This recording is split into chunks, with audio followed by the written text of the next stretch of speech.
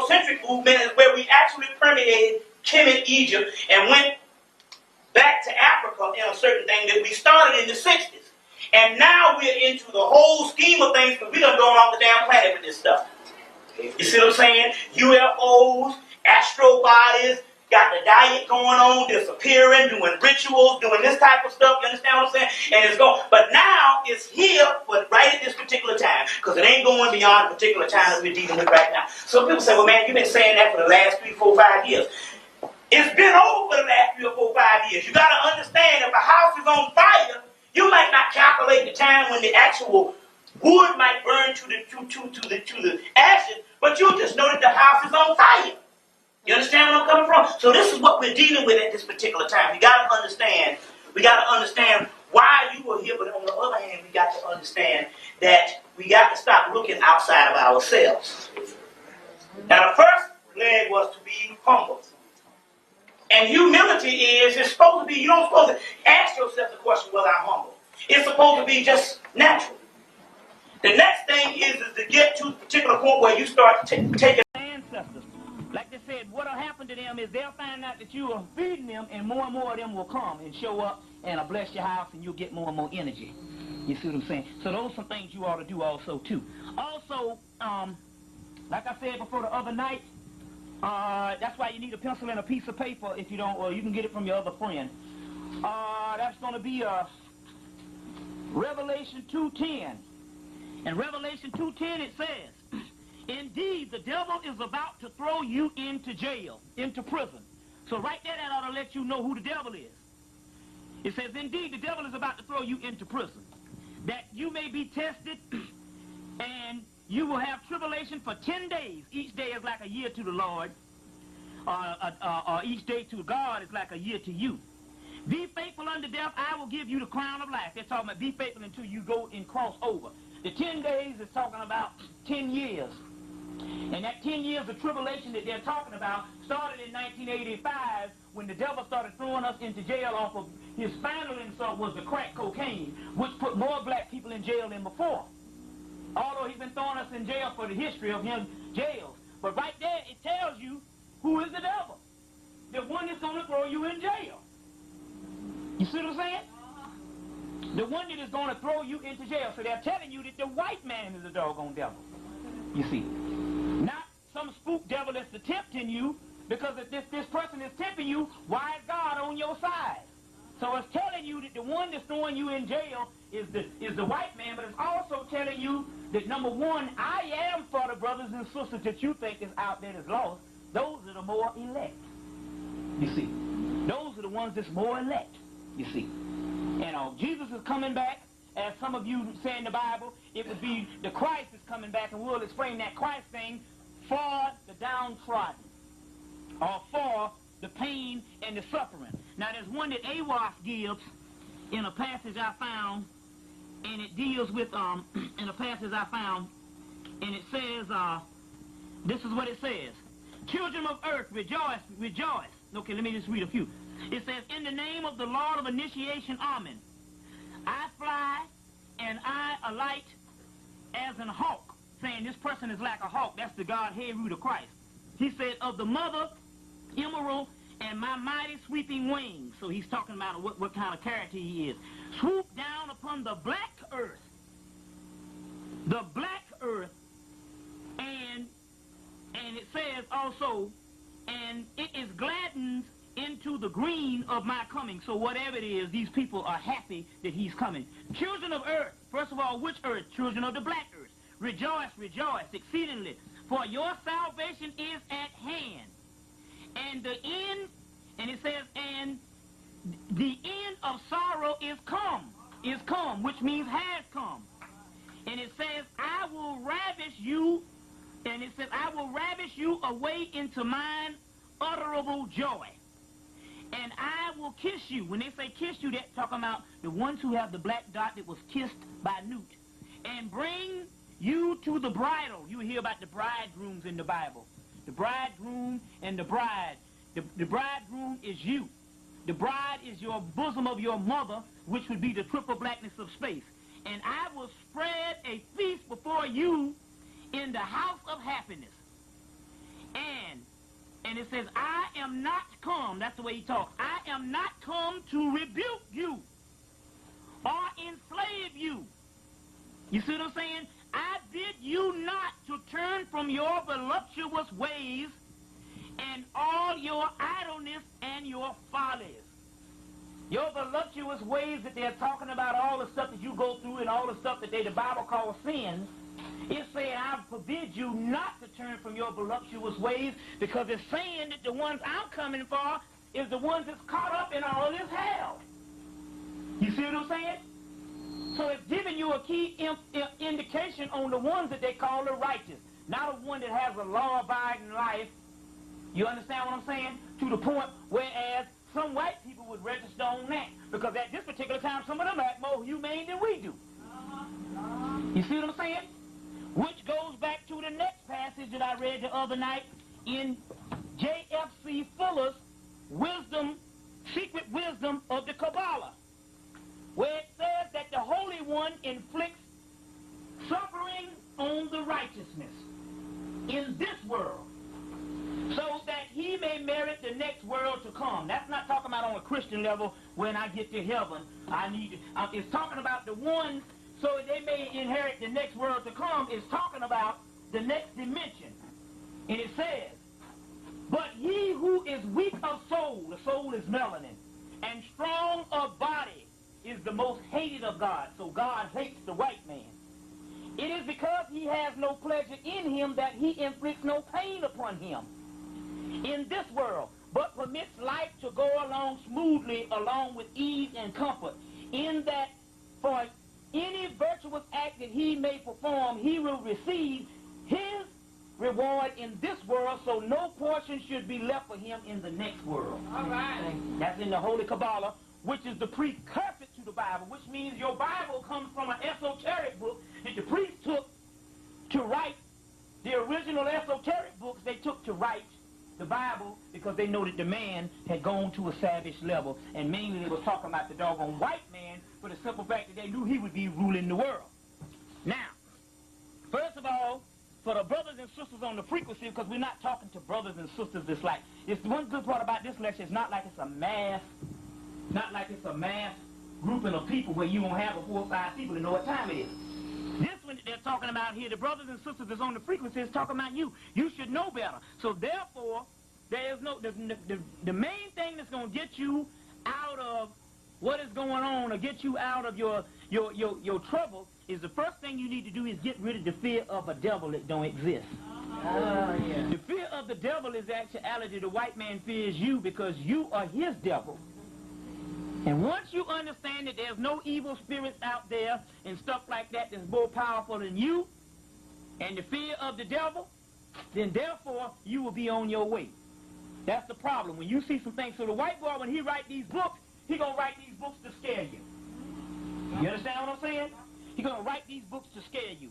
So when you find out that there's no such thing as a doggone fear, then you get it. That's just like that Freddy Krueger movie. They make these movies off of your science. Freddy Krueger could only come after you based on your fear. He fed off of your fears. And you know, most animals won't even, most dogs won't even bite you if they know you're not scared of them. They have that sense. Well, that's the same way the way it is. What's the way you look at the abyss, which is a mirror, which is the cosmic mirror, is the way it's going to look back at you. If you are scared and you're expecting an entity, then that's what's going to come. You see what I'm saying? Something and it's only in your mind. You understand what I'm saying? Because it's all only in the mind of God. So we're talking about putting on the mind of God, which means no fears. Check? All right. So let's go into some current events. Then we'll go into some other things. First of all, like we said, that the storm that happened in Africa is coming from Africa. These storms are coming because some brothers and sisters over there have now regained the power that was locked out of the dimensions before. They have regained the power that they can bring these particular storms now in here and kill up the cracker. So that's why those particular storms are going through the middle passage. And when they go through the middle passage, what is happening is, when they go through the particular middle passage, they pick up the spirits that have been trapped up under the ground or up under the water, and those spirits ride the waves, and they're coming in for destruction. Yeah. So far, the last couple of months, they've only just been toying with the people. You see, building up enough energy for something even greater to even happen. You see, because we are just now starting hurricane season, so that's nothing compared to what's getting ready to happen to them. Check. And it doesn't necessarily mean hurricanes. It means heat waves. It means earthquakes. It means anything. So it don't even happen to be seasonal, because the earthquake can hit at any time. That's right. You see what I'm saying? You see, floods, showers, snowstorms, any kind of thing, blizzards, avalanches, all of that. You see, can hit at any time. Another plague can come through and kill off the cracker, because you're immune to half the stuff anyway, other than the disease that he creates. And all you have to do is raise your kundalini and do the right thing, and you can kill anything. Check. So now, those are when they also had a heat wave in Texas this summer, where they had a heat wave, then they had a thunderstorm, and then the next thing happened was the temperature went all the way to doggone 30 degrees in one day. From a heat wave, almost 100 degrees, a thunderstorm, and the temperature going to 30 degrees in doggone August, 1st of August. You see what I'm saying? So these are the kind of things that's going on. Also, they announced the beginning of servitude slavery on July 23rd. July 23rd is the Heroic Horizon of Sirius, our new year. They announced the beginning of servitude slavery on CNN channel, showing you certain things about people in slave camps, even though they showed a little bit of black people to throw you off. They was actually announcing the beginning of servitude slavery, which means servitude slavery is the bondage slavery that was ended in, what, 1865. So in 1995, they announced it again in July. You see, in July, right after June 19th also of the latest slavery that was abolished. So they announced they announced this particular slavery on July 23rd, and they did it in a particular way, slavery in America. So when you go into the TV set, you say you just think it's just an individual people that's on some little work camps, but you don't know when they put it out there, because CNN and you know that Ted Turner is one of the head of the Illuminati, get Conspirators Hierarchy, Committee of 300, the book, John Coleman's book, Conspirators Hierarchy. You'll find out that Ted Turner is one of those people, because he got to be. Otherwise, he wouldn't be able to have a powerful CNN that took over all of the doggone news. So you don't get it now unless it come through CNN, you see. As well as that's the reason why they're the one that's covering this particular choreographed show called the O.J. Simpson trial that they choreographed, and all the players up in there are clones and all kinds of things. We'll get into that later on. Now, we'll get into that later on. But we do know that in actuality they started back slavery again, and they announced it on July 23rd. Now they're just waiting for the event to make them justify enslaving the masses of the people, other than a couple of million that they've already got in concentration camps already. And it's not just bums on the street, it's all kinds of people. A lot of people, when they get locked up in jail, they never come out now. So that's the key. Let's say if you get locked, if somebody stop you and lock you up, you know, people wouldn't know about you being in jail until you make that one phone call. But if they deny you making that one phone call, it'll just be just like a kidnapping, and no one will never know what happened to you. Impound your car and everything. So these are the way they are locking up doggone black people. So the other day I told them to stay out of the doggone jailhouses and buck dance through the cracker if you want to. Hello, yes sir, no ma'am, for the simple fact that you're fighting a greater war and not an ego war to show this man how superior you are when he's killing superior people, because he knows how superior you are. You see, so we must become smart thinkers of what we're doing at this particular time. Death is the ultimate dimension. Life is the worst dimension. So therefore, those particular people that's trying to hold on to this old cycle, this old dimension, they are having problems, especially if you are conscious and trying to double back. The problems become even worse now. So the key is to stick with it for the long haul, because we understand that now, by us being in another dimension, as of when I go deeper into this information, by us being in another dimension, and on the other hand, by us being in another dimension, and you are thinking about the old cycle, nothing will be conducive, or nothing will also manifest on this particular old cycle that would be pleasant for you. So you must go with the flow. Anytime you go against the currents, you're going to catch hell. So this is some things that's going on here. So we're talking about a new way of thinking, not dressing up in African clothes, not speaking a lingo. It's funny because it's interesting, because I see a lot of Afrocentric people, well, brother, it's not Egypt, it's Kemet. You missing the whole damn point. It ain't about when you pronouncing no shit wrong. That's not going to get your doggone reality right. You know what the fuck I'm talking about. Hell, we talking in the language, English language. You see what I'm saying? If I give you the complete sentence in the English language, so who give a doggone whether it's called Kemet or Egypt or whatever? You see what I'm saying? Well, we talking about words of power. You call the gods. You don't even know how to use the damn gods of power because those gods are in you. And you talking about some subjective, some objective God. You understand? That don't exist outside of you. So even speech is a form of the low level. We're talking now thought, putting on the mind of God. So you're going to have a lot of them. That brother, they don't dress right. They'll give you all this type of stuff because everybody want to think that what they're into even is like a brand new toy. So they're going to doggone chastise anybody else that ain't into nothing. You see what I'm saying? So the key is we must understand when we go higher into knowledge, the way you get the knowledge to work for you, to give you a clear understanding is you're not getting the doggone knowledge to put on your shelf, to put in your house like a chandelier or a brand new book or a brand new TV. You're getting in the knowledge to become more compassionate to the ones that you so-called supposed to be getting the knowledge for. And that don't mean because the brothers and sisters ignorant, you beat up on them. Right. You see what I'm saying? That's ego. You understand? If this person is supposed to be dead based on science, he's supposed to be dead based on the cycle, and it says that our people will perish from a lack of knowledge, or our people, the light shine in the darkness, and the darkness comprehend it not. If he's supposed to be dead, then ain't no sense in you beating up on a person that's supposed to be dead. That's like you becoming a damn doctor and getting mad at the damn patients for being sick. He's a patient. You see? So the more knowledge you gain, the more compassion you're supposed to have and the more understanding you're supposed to have for those who are not privy to the knowledge. You're fortunate enough to get the knowledge at this particular time. But you are getting the knowledge because I am, you are. And some of those people, the most dead people, are some of the most powerful guys yet to wake up. You see what I'm saying? Something that's more dominant is sometimes more powerful.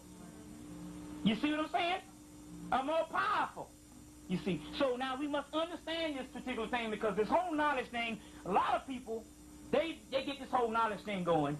They're only doing it for, that's the end thing now, is to get the knowledge. Case in point, I went to Indiana. You see what I'm saying? And the guy was telling me, met a brother up there. The brother had a room big as this. The entire room, all four corners, filled with books, top to the ceiling. And he had one row that you can step in because he had books piled up off the floor. Or where he had run out of wall space and he had books piled off the floor like this and you could barely get in the room. And he's in his 50s, but yet that kind of information was supposed to be applied to the point that you're supposed to be out here teaching the people and giving the people a greater understanding. But for the simple fact that he's holding on to the knowledge as a personal thing, he never gains any knowledge. He just buys books and books and books, but he never gains any knowledge. You see, because the more and more you hold on to the knowledge, the more and more you lose it. The more and more you never understand it. You might understand the greater the first concept of knowledge, that there is greater knowledge on the planet, but to really synthesize the knowledge, you'll never understand the pure gnosis. You understand what I'm saying? So now we have a lot of people out here that's been in the particular conscious movement, and it's only made them more arrogant. You see what I'm saying? The more knowledge you gain, the less you're supposed to let anybody follow you. For the simple fact you feel if you gain this type of damn knowledge, it's the doggone contradiction to say that black people are all this and all that if they need your black ass to lead them some fucking where. So the next time a person that says he's the leader, he say, well, can you mind you? I got a gun here. Can I shoot you first? Well, if you the damn Messiah, let me blow you in the head. And if you bad enough, yeah, it won't mean nothing. It just be like shooting you with a BB gun or a P gun. You see what I'm saying? So that's the key right here. We got so many people that is dealing with egoism. And that's the reason how they can get people to follow them every damn way. What is the sense of Louis Farrakhan leading 1 million black people to Washington, D.C., to tell black people mostly nothing and tell black people what he don't understand in the first damn place? Because if he understood true knowledge, he wouldn't be leading nobody nowhere to no Washington, D.C., the nation's capital, the crackers' capital. You understand what I'm saying? He leading them more into the doggone house of bondage. Check. We'll go deeper into that We'll go deeper into that in a few minutes. Money and fame inflates ego. That's why you see this movie called I'll Do Anything. We saw it the other day. They make these movies because they're trying to show that money and fame inflates ego. Now, what was that sign we saw on 42nd Street up in New York? What did it say about something about... Oh, it said, Oh. It said, what did it say? you know, people are gullible when something about famous. Yeah. When there are famous people in the world. Yeah, yeah. You know people are gullible when they desire fame or something like that. They're famous people. Yeah, when there are famous people in the world. So what it means is, you're gonna just hold that like that the whole time? It's screaming when I don't have my face. Yeah. Well, you just gonna hold it? What if I did like this? Yeah. You wanna hold it? So shouldn't have to stand. Yeah, you know. Yeah, I mean, for showmanship, you know, that's just as The important. only thing is it sounds better on the tape. That's all. Yeah, no, I'm saying in showmanship, if she does it that way, just hold it. Now, can you hear it still? Yeah. It's not that close to your mouth. Yeah. More close, you know. I don't Yeah. have a thing. You left it, huh? No, I had on. Yeah. What about if you put it on his back shelf or something? It's got to be here. So you're just gonna hold it for 2 or 3 hours? Okay, Go ahead. you just go ahead and do what you got to do. And then what I'm going to do is try to find the next one. Okay. All right. So, all right. It's okay. Okay, that's cool. All right. Then money and fame inflates the ego. For the simple fact that money is only an object to keep you functioning in the physical society. That's right. Ego is only something that you want to tell yourself that I am greater than other people on the physical level, but it's also to say in actuality that I am all that on the physical, which doesn't exist. So it's saying that I am the greatest thing on the illusion level. You see? That's why you want fame. So the ego is going to work against you to keep you on the outside, to keep you from going on the inside. We'll go into some more of that on question and answer. Now,